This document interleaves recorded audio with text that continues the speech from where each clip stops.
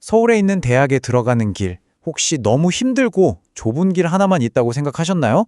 어쩌면 우리가 전혀 몰랐던 훨씬 더 확실한 지름길이 있을지도 모릅니다.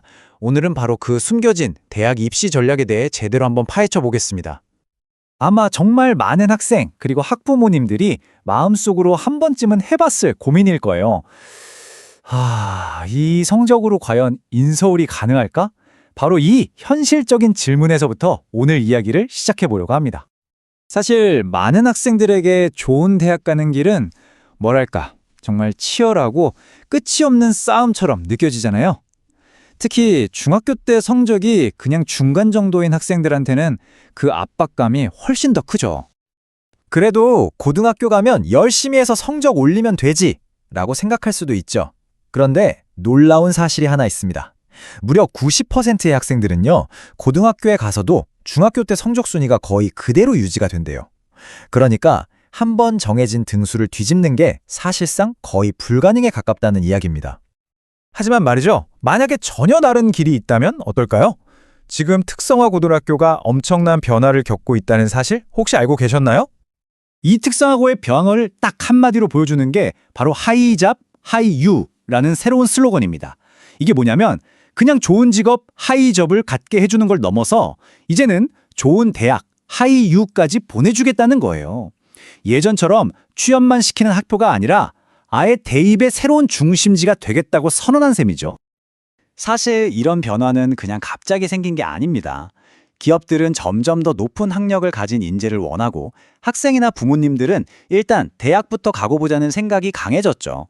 그러다 보니 정부 정책도 자연스럽게 취업과 진학, 두 마리 토끼를 다 잡는 방향으로 바뀐 겁니다. 자, 그럼 가장 중요한 거.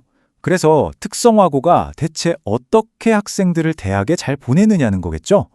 여기에는 아주 강력하지만 의외로 많은 분들이 잘 모르는 비밀 병기가 하나 있습니다.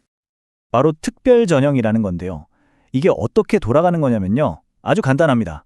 예를 들어 어떤 대학 학과에서 100명을 뽑는다고 해볼게요. 그럼 법에 따라서 이 100명과는 완전히 별개로 특성화고 졸업생들만 뽑는 자리를 추가로 만들어야만 합니다. 이게 중요한 게 일반고 학생들 자리를 뺏는 게 아니에요. 아예 특성화고 학생들만을 위한 전용 트랙을 새로 깔아주는 겁니다. 이게 뭘 의미할까요? 비유하자면 이런 겁니다. 일반 전형은 전국의 모든 학생들이 다 뛰어드는 그야말로 레드 오션이에요. 그런데 이 특별 전형은요, 특성화고 학생들끼리만 경쟁하는 훨씬 작고 조용한 블루 오션으로 옮겨가는 것과 같아요. 경쟁의 판이 완전히 달라지는 거죠. 그리고 제가 꼭 강조하고 싶은 건 이게 무슨 잠깐 생겼다 사라지는 편법 같은 게 절대 아니라는 겁니다. 고등교육법에 딱 명시된 법으로 보장받는 영구적인 제도예요. 사라질 걱정은 안 하셔도 됩니다. 자, 이론은 뭐 그럴듯하게 들리죠? 그럼 실제 결과는 어떤지 한번 보실까요? 이걸 보시면 아마 꽤 놀라실 겁니다. 네, 그래서 다들 이게 제일 궁금하실 거예요. 알겠다. 그런데 그래서 도대체 얼마나 더 쉽다는 거냐? 가장 핵심적인 질문이죠. 여기 이 숫자를 한번 보세요. 똑같은 세종대학교 공대입니다. 일반고 학생이 가려면요, 수능 등급이 평균 2, 3등급은 나와야 해요.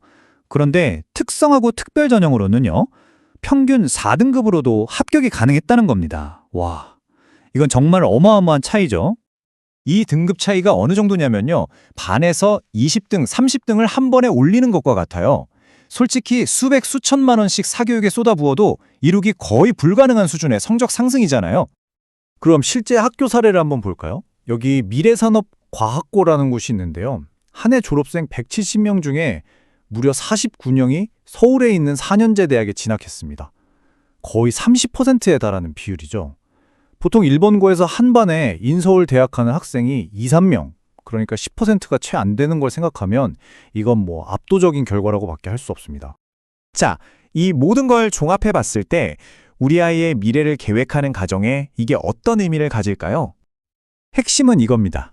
만약에 우리 아이의 중학교 성적이 최상위권이 아니라면 특성화고 진학은 더 이상 차선책이 아닐 수 있다는 거예요.